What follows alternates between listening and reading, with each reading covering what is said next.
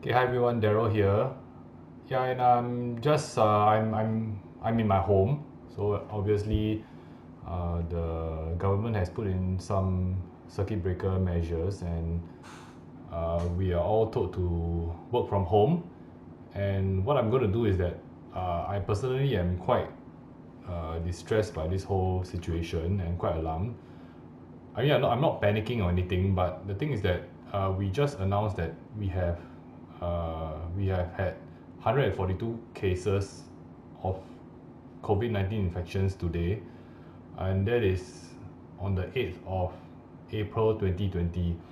So what seems to be happening is that our measures have been going up, which means that our government has been increasing the measures that are imposed on us who are staying in Singapore. But the fact of the matter is that we have constantly have had new records being broken, means more and more people are being infected, and there are a lot of people who are actually lying in the hospital being infected with COVID-19.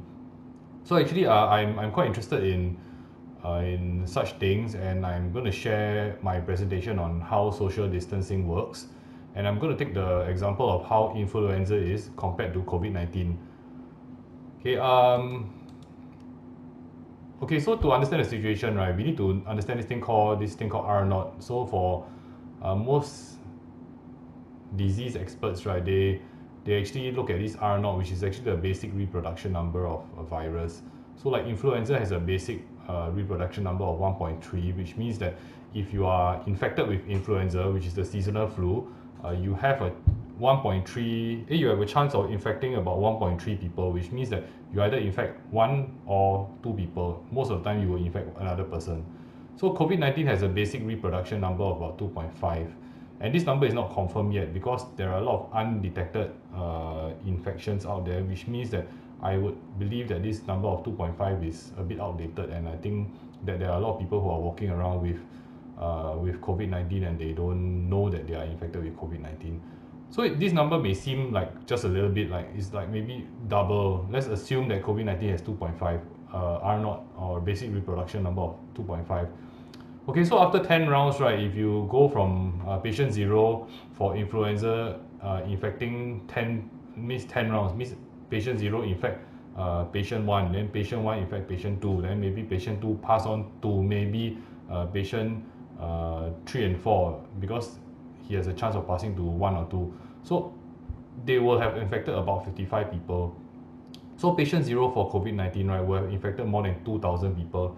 That means after 10 rounds of transmission. So you can see that the number actually jumps exponentially. Uh, and for any mathematician out there, right, if you just do your basic calculation, you will understand that after a while, when you double the number, right, it exponentially increases. So it just doesn't mean that this R naught means that it's twice as infectious. It can be twice as infectious, but when you exponentially increase it over many rounds of infections, right, then you reach a significant number of people. And to be frank, right, at the start of this COVID-19 outbreak, I actually came down with influenza, and I managed to lock myself in the study room, which I'm seated now, and I managed to stop passing it to the rest of my family members. So COVID-19 is way more infectious, and the best part is that you don't know when you are down, or when you're infected with COVID-19. Okay, and then one more thing is that some people are immune to influenza, which means that they either got a flu shot. So a lot of times, the doctors will say, hey, you go and get a flu shot, go and get immunized from the seasonal flu. So you go to the polyclinic or you go to the doctor, and then they will give you a flu shot. They will tell you like 4 in 1 or 8 in 1. So there's this northern hemisphere and southern hemisphere influenza shot, and uh, I regretted not getting it because I was down with very very bad influenza about 2 months back. Okay, so some people are already immune to influenza because they either got influenza, like for example, if I had that strain of influenza, if someone with the same strain comes back to me and tries to infect me, right, I'm actually immune to that strain of influenza. So other than that, some people get the flu shot and then they are again immune to those strains which are inside the vaccine. Okay, so but no one is immune to COVID-19, which means that if somebody has COVID-19 and you walk past him or you stay in his vicinity for a significant period of time, you may come down with COVID-19. The doctors or the medical professionals tend to say that yeah, you need to be in that vicinity for a significant period of time. But what is significant? Is it half an hour? No one knows.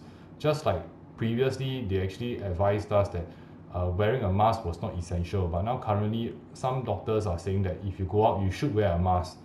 Okay, so there are many things which are unknown when it comes to COVID-19. Okay, so the influenza's mortality rate is 0.1% and kills over 60,000 Americans per year. So imagine COVID-19 is 2 times more infectious and the mortality rate, right, is 10 to 30 times the mortality rate of influenza. So it's about 1 to 3%. So you can see that the exponential number of deaths that are going to occur in the US, right, is going to be way more. So currently, uh, you will definitely see more than 60,000 American deaths. And when you take that number and you come back to Singapore, right, that is really quite significant. So you can see that the number of deaths that are going to come from this COVID-19 situation, right, is not going to be a small number, and we're in this for the long haul. Okay, so typically COVID-19 has an incubation period of up to 14 days, but influenza has an incubation period of about 2 to 3 days. Okay, so I did up this little chart whereby we will always take this as patient zero. So if this patient zero and then how he passes the virus along. Okay, so let's see how influenza spreads. Okay, so let's say this is patient zero and then patient zero spreads it this way. These green color dots, right, are people with immunity, which means that they either had influenza before or they have gotten their flu shots, which means that anybody with this strain of influenza cannot pass it on to these green dots. Okay, so what happens after 10 rounds? This is the number of people who are infected with influenza. Okay, so let's take a look at how COVID-19 spreads. So for the same situation, right, like for this one, this guy passes it to one, this guy passes it to one, this guy passes it to two, then this guy passes it to one, passes it to one, passes it to two. So there's always a chance that he can infect one or two people. If you extrapolate that and you take a look at COVID-19, this is what is going to happen, and this is how COVID-19 will spread in the community. So a lot more people are actually being infected with COVID-19 due to the high infection rate. And one more thing is that for influenza, when you feel sick, you take yourself out of the equation, which means that you distance yourself and you don't go to work because you are down with a fever. Trust me, I was down with influenza. It's not the common cold. A lot of times we are down with the common cold, which means that we just have runny nose, we just have slight sore throat. When I was down with influenza, I literally slept for like 24 hours. I just woke up just to go to the toilet and my whole body was pain. I tried to drive myself to the polyclinic. It was one of the most excruciating drives I've ever done in my life. And that's how influenza is. But COVID-19 is even more severe. Okay, so this is what COVID-19 can do, and it can infect a large number of the population. So what is social distancing? Social distancing is taking yourself out of the equation as though you are immune to COVID-19 or you had the vaccine. So none of us is immune to COVID-19 and none of us have the vaccine in our bodies to deter ourselves from getting infected by COVID-19. So what do? Instead of having all these green dots, we should have these blue dots, which means that we remove ourselves from the public sphere. We don't go out in public so that these red dots, right, can't infect. So can you see the difference from this and this, right, is that if you take yourself out of the equation, then the red dots, right, will not be able to multiply as quickly as before. And then we can actually flatten the curve. So whatever the Singapore government has been doing so far, right, despite the fact that whenever I talk to any Singaporean or to a large number of Singaporeans, the Singaporeans will always say, don't worry, the government has it under control. Okay, just for your information, what if the government does not have it under control? Are you so sure that we will definitely win this battle? I don't think so. Okay, I'm not anti-establishment. In fact, a lot of you know that I'm in fact rather in favor of the ruling party. I'm not saying that we don't support them in their measures. What I'm saying is that take it seriously. Don't take it as though don't worry, the Singapore government will settle everything. Okay, no, the Singapore government can't settle everything if we don't settle it ourselves. Okay, so what we have to do? Okay, the Singapore government has been implementing a lot of measures to try to flatten the curve, which is to prevent a spike in cases. Why is that so? So that we can reduce the load on our hospitals. If a lot of people go into the hospitals will be overwhelmed, and there will be not enough hospital beds. There will not be enough room in the intensive care units. There will not be enough ventilators for people who need them. Okay, so you can see in US, right, a lot of people are dying. Why? Because they don't have the ventilators to help them breathe if they if they are if their COVID-19 symptoms results in like severe pneumonia. So the fact is, right, that I want every Singaporean out there to pass on this message. Okay, we are losing the battle. Okay, so despite all these measures, look at the results, look at what we've done, and then the results. Despite all these measures, right, we have seen a sharp increase in the number of cases. This is no kidding this is no kidding matter. Okay, so a lot of people I've been speaking to, they are saying, oh, yeah, then the property price will drop, the stock market will drop, and then it's a good time for me to go in and invest. So every day I sit at home, right, I start to look at the stock market. Trust me, if this continues, right, your job will be lost as well. You don't have the mood to go and invest in the stock market. If you want to invest in the stock market, make sure Singapore is perfectly fine, and then you can go and look at the US stock market. US will have it's a lot tougher to get the US situation under control as compared to Singapore. But the main problem why we can't get it under control is not because of anything other than ourselves. So we don't take ourselves out of the equation. We don't create blue dots. We create red dots, and that's the reason why we need to socially distance. So we got to take these 4 weeks um, really seriously. A lot of you guys know uh, I'm in business as well. Uh, like I always tell my business partners, we are losing money only, okay? But a lot of people are losing lives, okay? So this is really, really very important. We should never hope that this situation becomes more serious because people will lose lives. It is perhaps not your family members that are losing lives, but it's other people's family members that are losing lives. Your neighbors, your friends, your relatives, they may know someone who has lost uh, their lives during SARS. And trust me, if this continues at this rate, it will be way more serious than SARS. Okay, so soon our hospitals will be overloaded, and if they are overwhelmed, which means that not enough ICU wards, not enough ventilators, mortality cases will increase significantly. So for the longest of time, Singapore had no deaths, but over a short period of time, deaths have increased, and suddenly, oh, perhaps Singapore does not have it under control. Why is there a lockdown now? Okay, so do not assume that Singapore will get through this. Do not compare and say that we are handling this better than other countries. Some of you guys know that I have an office in Bangkok as well, so a lot of people tend to tell me, oh, don't worry, Singapore is doing even better than Bangkok.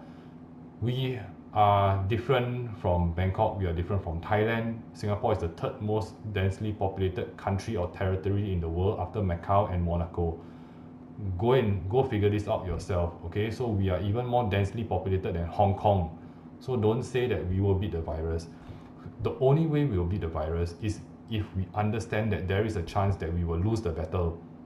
Okay, because some PAP MP start singing Liverpool's anthem in Parliament. I'm going to use Liverpool as an example. Okay, so all the while throughout the season, Liverpool has gone on unbeaten.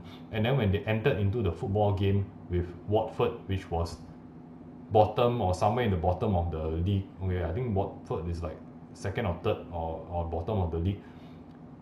they gave Watford no chance, which meant that everyone assumed that Liverpool will definitely trash Watford and come out victorious. So obviously, uh, people placed their bets because Liverpool has won every single game, and except one draw, and then unbeaten throughout the season, 25 points ahead of second place. So they'll definitely go on to beat Watford, which is struggling for relegation, right? So what happened? Watford beat them 3-0.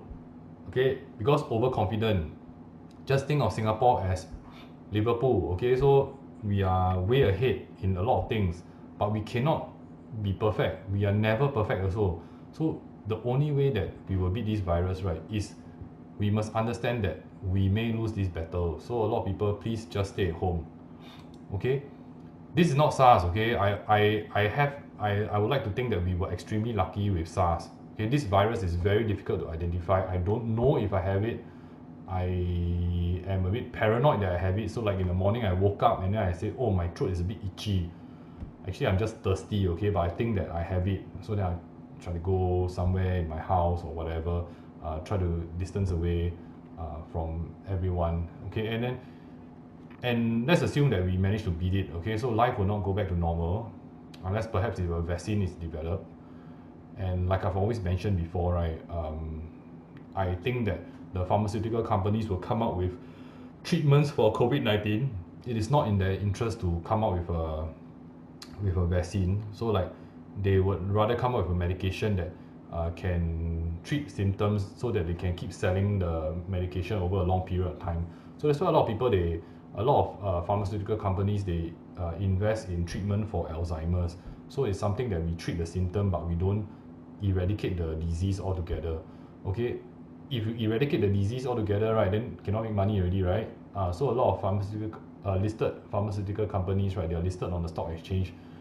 It is in the shareholders' benefit, in the shareholders' interest, to actually come up with treatments that treat symptoms rather than to eradicate a disease. I may be right, I may be wrong, I'm not sure, but this is how I deem it.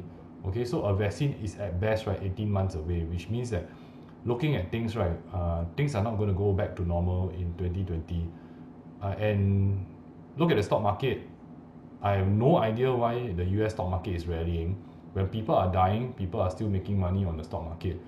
Um, it doesn't make sense to me. I think that we are in a position which uh, is very very bad for the world in general, and I think that uh, as Singaporeans and people who are living in Singapore, uh, if we want life to go back to a new normal, which is way better than what it is today, I think that we all have to put in our effort. We all have to socially distance. If you go out and then you have to go back or you have to go and pick up something, then please try to minimize or try to not even bump into somebody. Uh, you don't know who that person has met. You don't know whether he or she is carrying a virus. You don't know whether you are carrying a virus that you could pass to the people that you meet. Okay, so you go on to, like, I have no idea why people still would go to hawker centers and say that I need to buy my favorite like noodles from my favorite noodle store. I need to buy my favorite rojak. I need to buy my favorite chicken rice. Come on, guys. Okay, come on, everyone. Just go to a store that is not that crowded. Patronize from them. Okay, let's spread our spending across all different F&B outlets. Look for the ones that are empty, they are struggling. Just go and support them a bit. If let's say there's a long queue, then just don't eat there. What's so difficult? Just go eat something else. Come on, what's this, your last meal? No, it's not your last meal, right? Okay, so just don't do it. And then if like I've been to like uh, fair price before, and then like it's like overcrowded, the supermarket is overcrowded, right? So I just left. Free parking anyway, right? So I go in, I see it's very crowded. Okay, I just come home, and then after I go at like what, like 2 a.m. It's currently like almost 1:30 a.m. I'm I woke up just to go to the supermarket when it's like pretty empty. I mean, tomorrow I don't have to go back to work, right? I can wake up and then I can start work from the comfort of my home at about 9:30 to 10 a.m. no problem, but I just make sure that I lower my chances of contacting COVID-19. Okay, so I do hope that everyone stays healthy, and let's do this properly, and in 4 weeks hopefully we are done. I sincerely don't think that we can the circuit breaker will be will go away after 4 weeks. I do think that we are due for some extension, because judging by the curve, right, we are steepening the curve despite all our measures. So if you look at all the measures that were implemented and yet our curve is still steepening, we are actually losing the battle. Okay, but support the measures and understand that we can lose this battle, and we are losing this battle. So please, everyone, double up on your efforts and let's try to beat this damn thing. It's bloody irritating. I want to go back and play my football. I want to go back and see my friends. I want to go back to the gym. I want to go back and do my yoga. I want to go back under the sun with all my friends playing football. Uh, you know, and yeah, I see you guys at the next video, and I'll do my best to come up with more videos and blogs.